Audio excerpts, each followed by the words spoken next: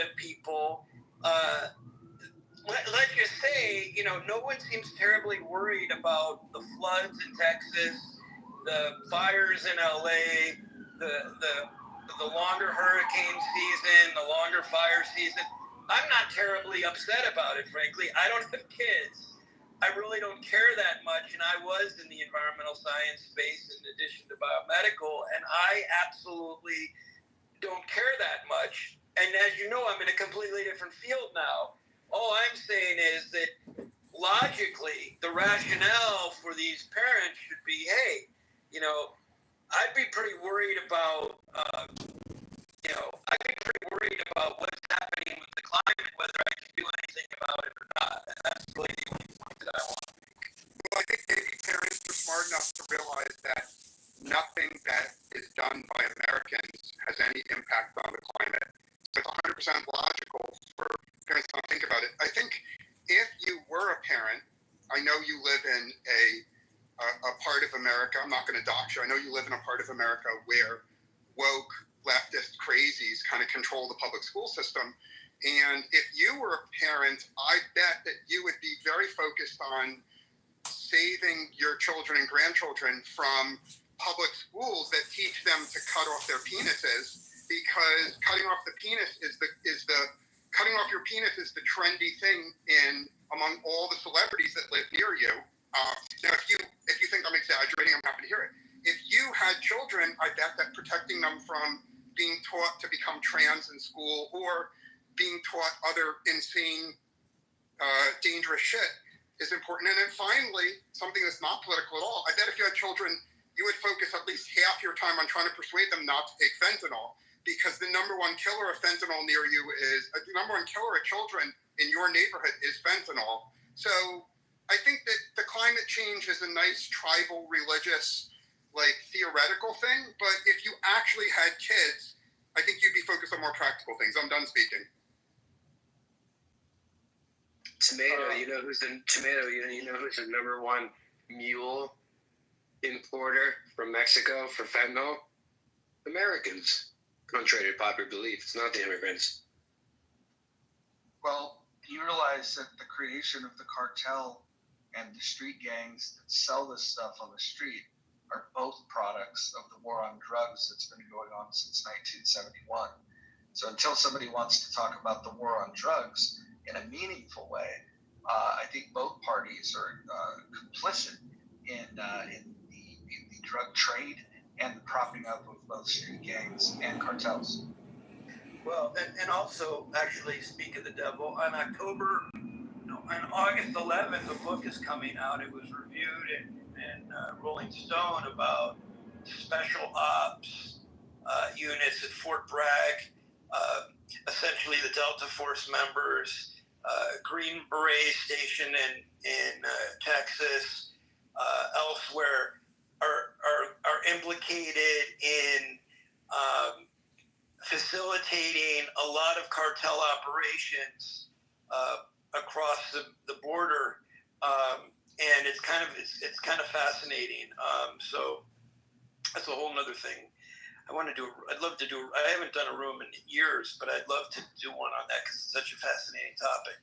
But anyway, let me ask you a question, Dr. Gordon. Do you think if somebody that chose to use cocaine or heroin could go into a dispensary where packaging was clearly labeled that their product was fentanyl free, do you think that the average drug user would opt to buy that versus rolling the dice with purchasing fentanyl laced products?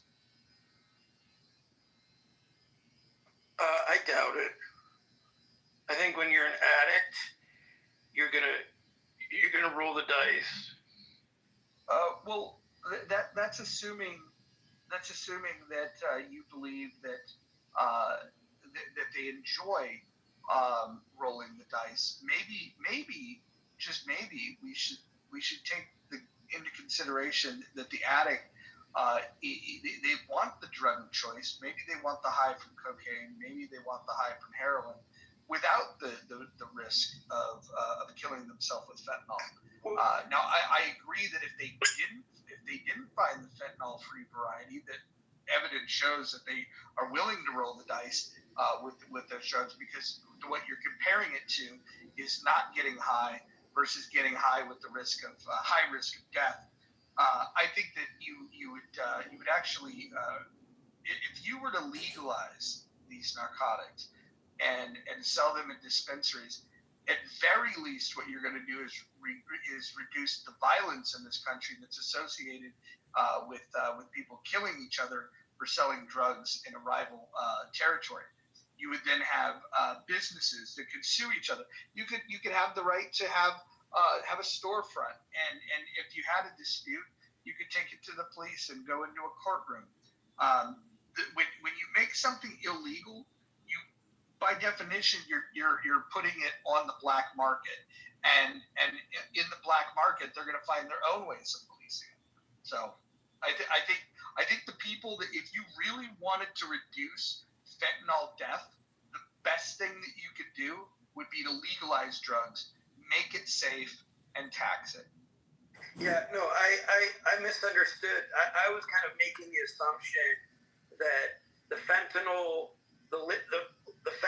free would be more expensive, not cost prohibitive, more expensive, and in greater demand. And the point I was trying to make, and it was based on my erroneous assumption, is that the fentanyl, the user, the addict, is so desperate in need of a high that they're going to take what's available, even though they know that it, might be dangerous. Not that they're innately risk-taking.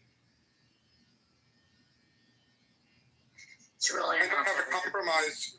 Why not have a compromise where Roger gets exactly what he wants in 3 states, and the rest of America stays I don't even need 3 states. I need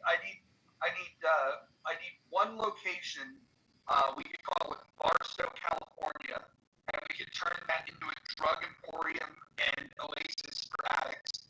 And then out on the borders of Barstow, we could build rehab centers and a place to get reacclimated if you choose to get off of the substance of choice. I think that would be the perfect setup. Is Barstow becomes the drug-free zone, or the drug zone, and then you have a buffer where we have care facilities surrounding Barstow. And then if you want to get back into polite society, you have to go through your detox in one of these facilities.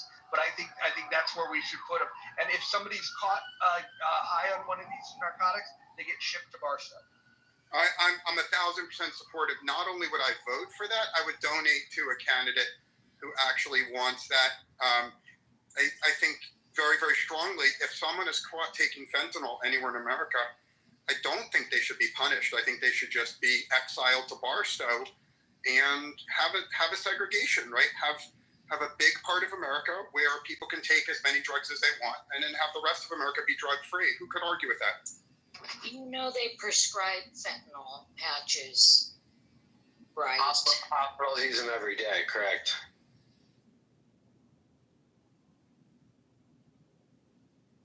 But obviously they're not using them at the lethal levels that addicts are. Right. Yeah, are you familiar with what a lethal dose looks like of fentanyl? I have no idea. I heard it's very little. It's very little. The images is very illuminating, which is what makes it so fucking dangerous. I'd be interested in hearing from any of the anarchists in the room of what they think of turning Barstow into basically a Disneyland for addicts. I would love to understand what the anarchists think of this idea.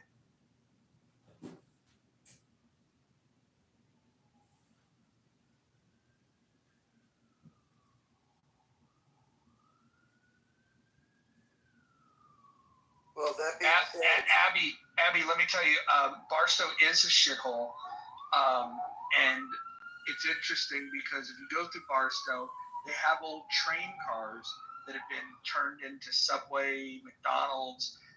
It's a fascinating fucking place. It's the closest thing that the United States has to Mad Max, and it's a very interesting place to be. I think it's a perfect place for this Disneyland for addicts.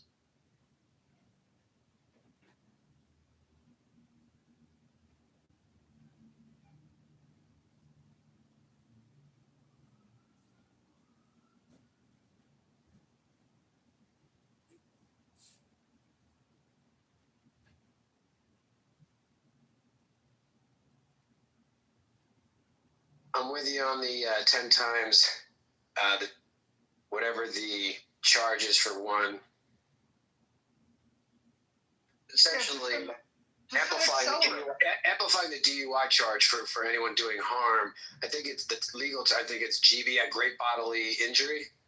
They factor that into and send the thing. I just read about a recruit somewhere who graduated from the police academy less than 48 hours while celebrating, chooses to drive allegedly intoxicated, going so fast at like 2 a.m, flying through a very slow road. The only car on the road was it's never had a fucking red light. It's not that red light. This family's life has changed forever. He hit that minivan so hard that it shot into the forest, shoved it into one of those like steel street, like concrete lamppost that minivan bent like a toothbrush. They had to do 6-7 hours of emergency surgery to save the mother, I heard. I mean, it's all over the story. Last I heard, best shot, she's looking at paralyzed for life because this guy wouldn't take, or this person wouldn't take an Uber. A cop that just graduated the police academy.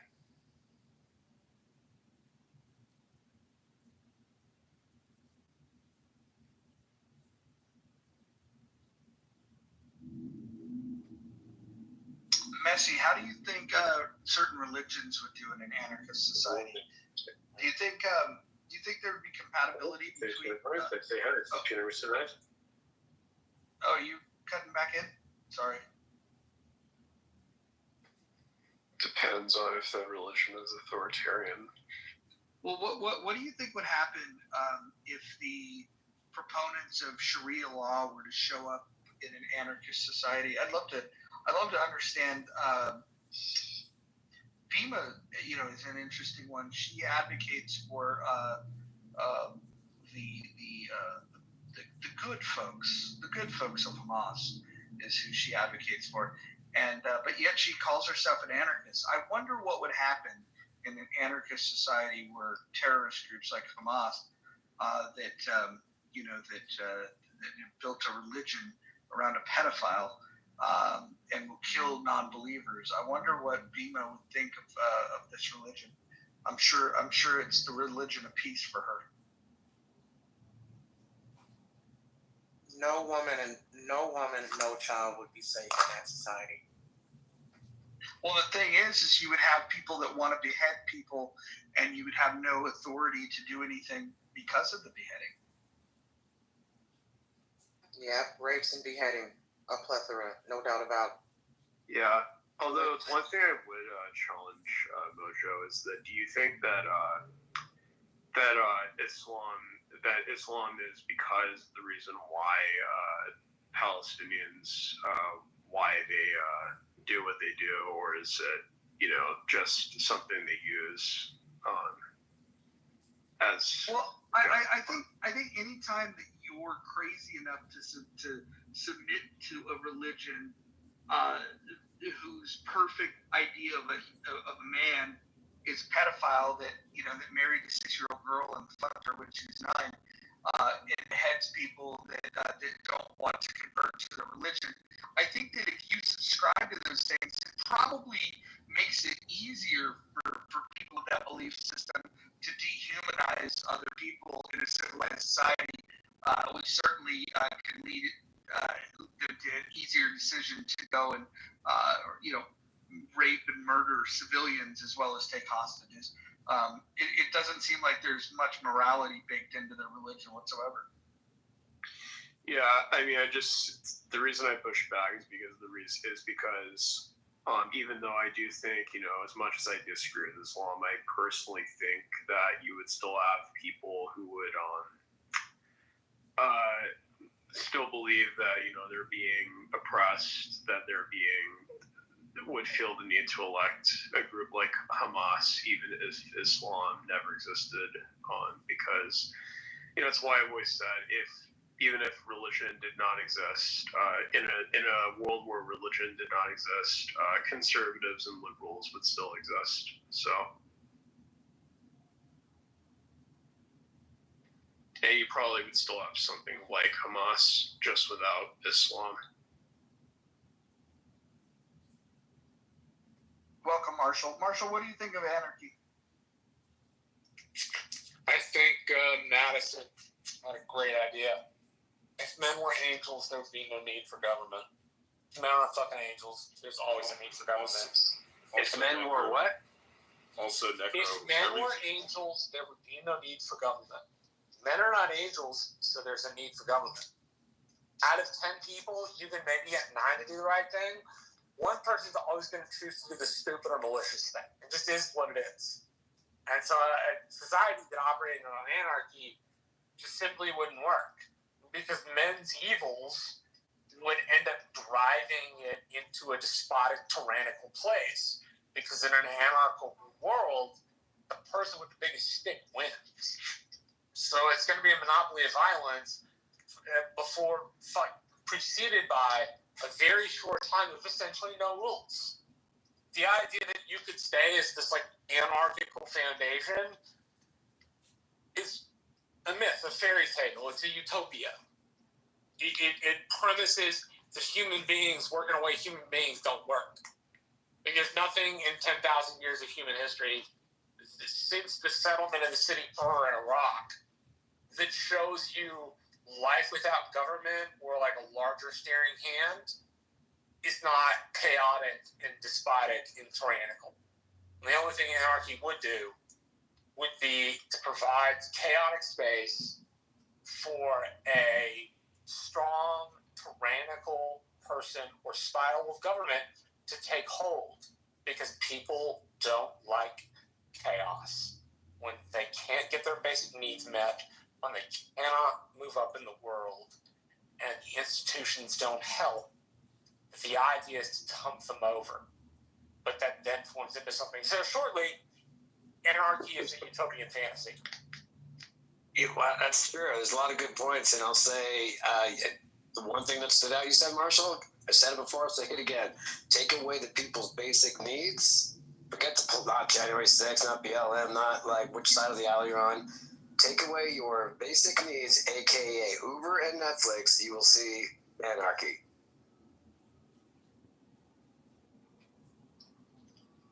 Yeah, that sounds like bread and circuses from one of the Roman emperors. Very, very Romanesque moves. It's actually a new joke on my list I'm trying out, but so putting it out there. Yeah, I mean, I think about just last night, the power was out, and I felt like completely like going out and driving off the cliff because there was no electricity. So that there's nothing could be more true than that. Absolutely. Your Wi-Fi goes down for like more than 20 minutes. You contemplate things. I mean, you just like, it's how did they do this? How do we do this in the 80s? Not even 100 years ago. You look at societies that had periods of anarchy, it just comes to the person with the strongest stick. And the thing I genuinely hate about utopian thinking is that it imagines human beings today are any different in motivation from human beings 7,000 years ago. The basic motivations of humans are all the same. Love, hate, jealousy, greed, covetousness, all of those things are basic human emotions. And so the idea that we're somehow special, we're somehow extra blessed in 2025 is hoping for the future in a utopian, unicorn and fairy tales fantasy. Okay. Again, pause right there. We do have a new poll up, and I'd love to get full participation from everyone on the new poll that we have posted above. Thank you.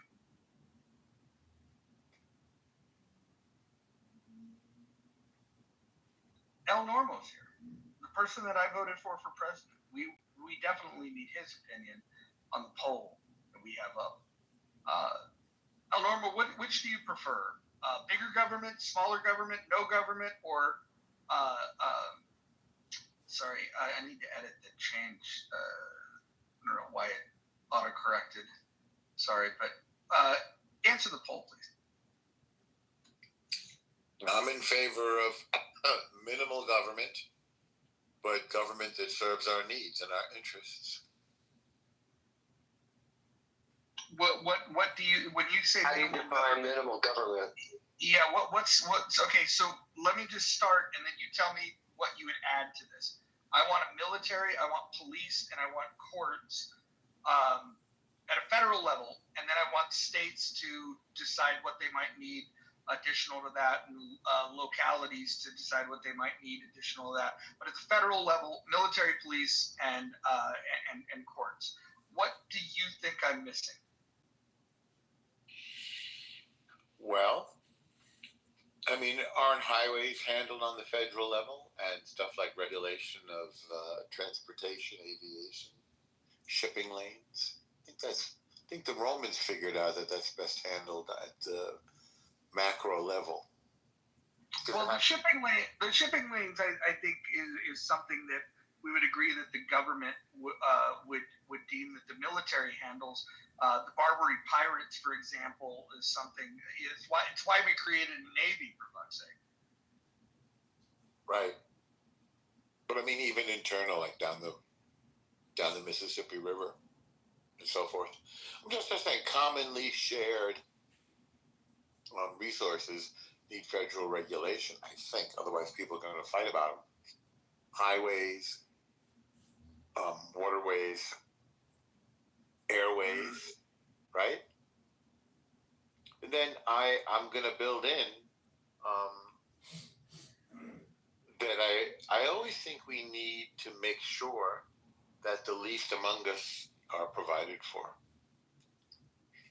Hopefully they don't need to use it, but it should be there. I believe in safety nets. But so the least among us, why is that a federal government's job to fix that problem? Do you think that there might be other ways of helping the least among us? There might be, but I think this is a universal value, and I think government should reflect our values. So we have social safety nets currently. In fact, 2/3 of the spending that this country has are spent on these social safety nets. How much more do you think we should spend of the budget on these social safety nets? Because right now we're doing it your way, and it doesn't seem to be working. I think it's helping a lot of people. I don't know if working for you it's perfect, but I think the people who are caught by these nets, I think they're very grateful and happy. But I think they deserve it, and I think, frankly, the society, I couldn't say that, the society has sufficient resources to do that. I think it's a good thing. It's charity. Charity's important in life.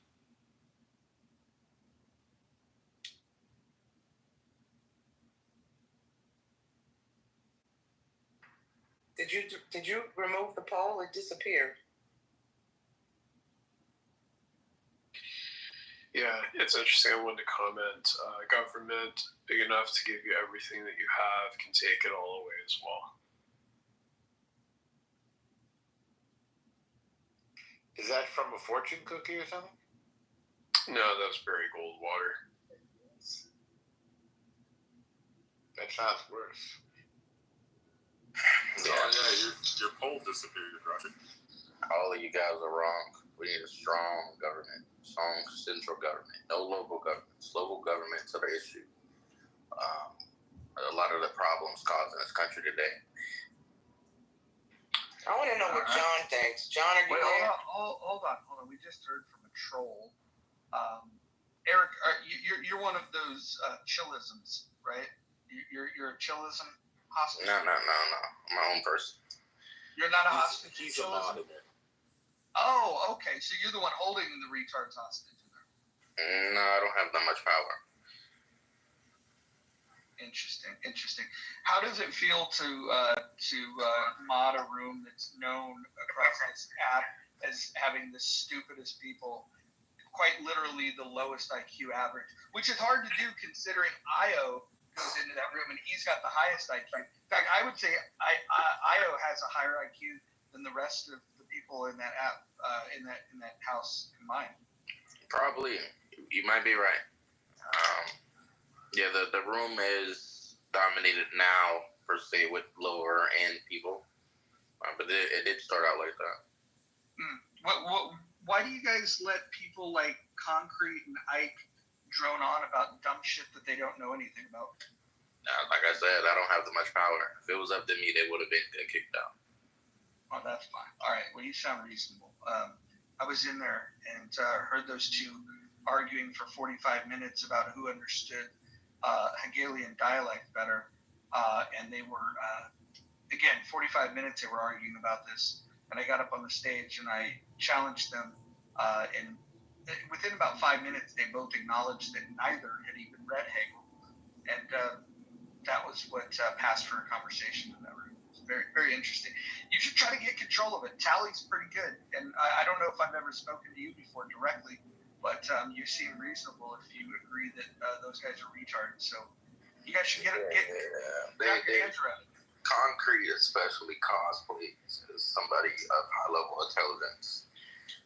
Yes, he does. Eric, you do, to echo Mojo's sentiment, you do sound reasonable. I have been in those rooms. It's one of those things where I'm like, all right, it's like a really bad car accident. I try to check my tolerance levels, how long I can actually stay in there. Like, there's bottom of the barrel. Some of those discussions are about 1,000 feet beneath that said bottom. Wait, Roger, you'd say Talking Apes is higher than Chillism?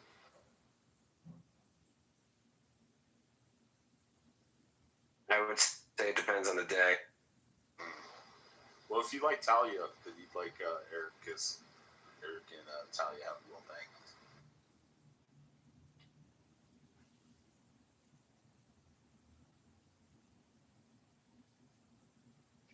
Yeah, so Eric, I just would like to know which system do you think doesn't get enough funding from the government?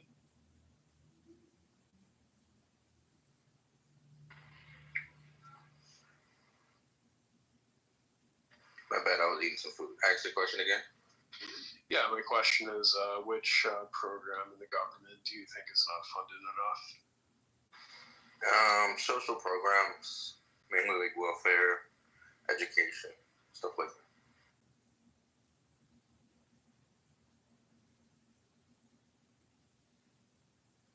All right, we have a new poll, everyone. Bro, I can't believe you didn't add Talking Apes. Have you not been on there? Is that fucking what's his face? Oh, Jeremy, yeah. Oh God. Canadian Jeremy. I used to get you two confused. Oh, that's nice. And see, one's a communist and one's not.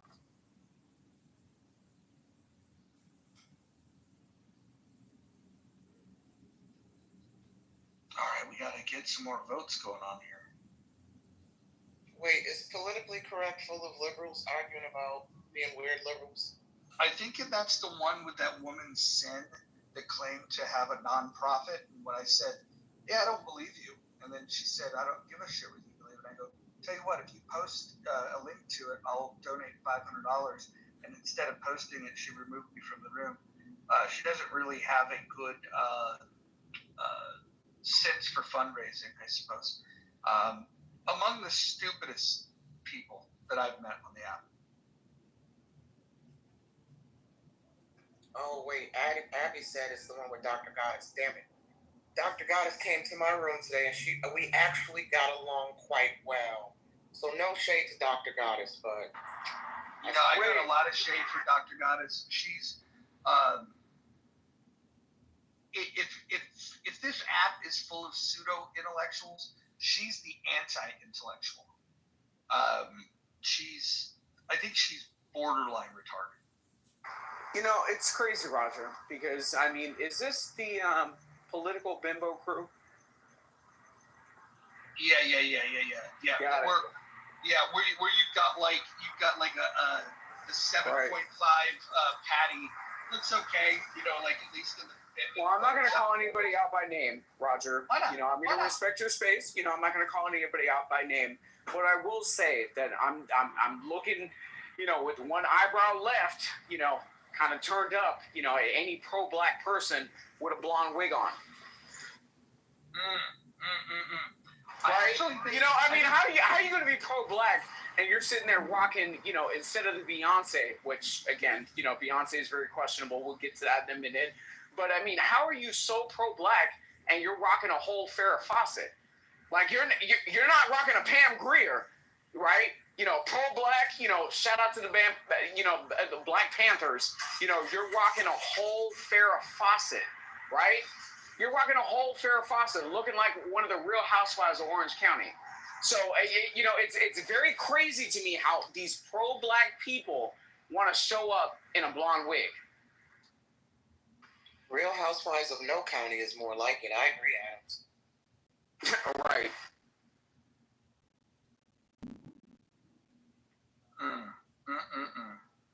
I think Isn't that crazy, funny. Roger? Cultural misappropriation, reparations. Should white people be paid reparations every time a black person wears a blonde wig? Especially if they're wearing the blonde wig and Lululemon. Right. Thank you. And if they're carrying one of those stupid ass dolls, Adams, what's the name of these dolls that they're so popular on?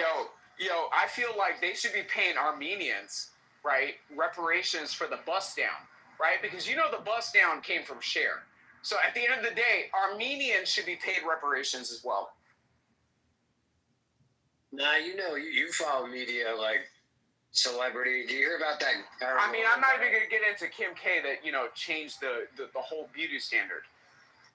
Nah, did you hear about that paranormal guy who had that mysterious haunted doll and suddenly died and was found dead with the doll who died suddenly? Moose, I've been obsessed with this story for weeks, and I've been tracking the follow-up. They claim the doll went missing after he died, mysteriously / natural causes, and the Annabelle doll was nowhere to be found, allegedly. That bitch was on the run. They finally found the Annabelle doll, allegedly.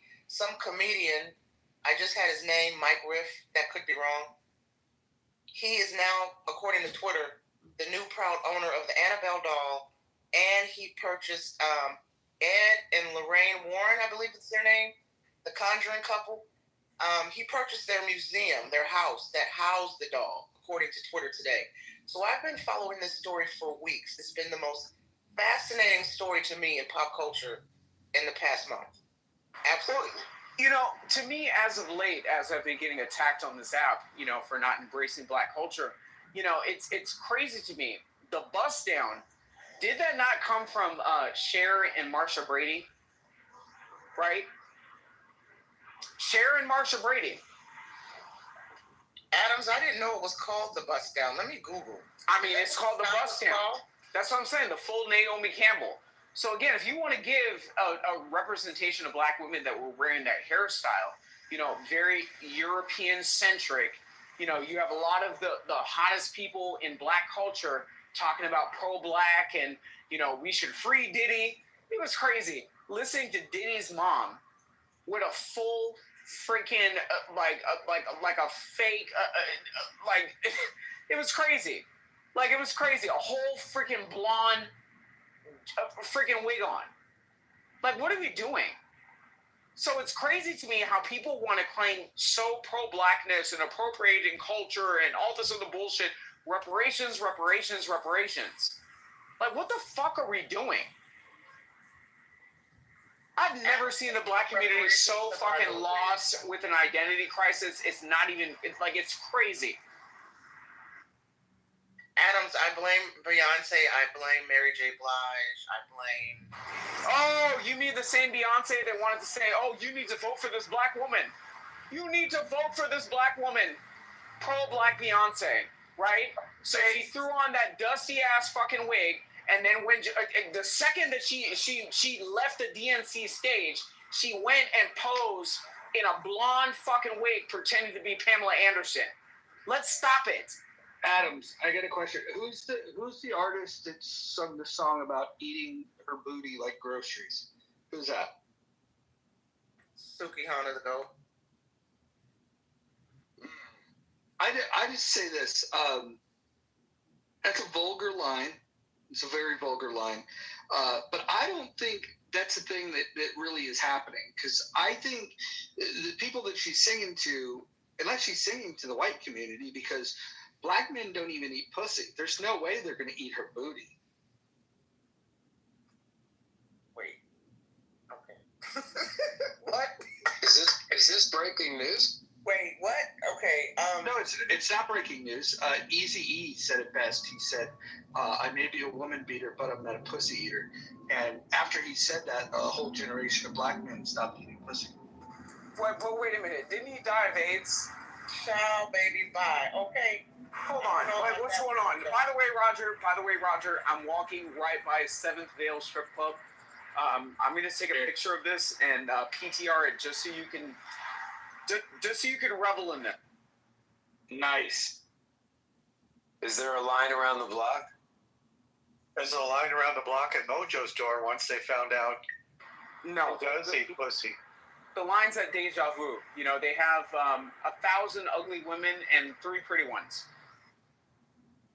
Yeah. I went there on a Tuesday afternoon, and it might have been the ugliest women I've ever seen naked. Yeah, they're not sending out their top guns like most strip clubs at those hours. Those are not peak hours. Well, the supermarket lighting isn't doing them any favors either. So, Nye, it sounds like you've maybe had a different experience. Do you not know this trend amongst black men that I don't know what you're talking about, sir. I have never heard this before in my life. You never heard Eazy-E say he may be a woman beater, but he's not a pussy eater? Well, I'm going to lean into what Adam said.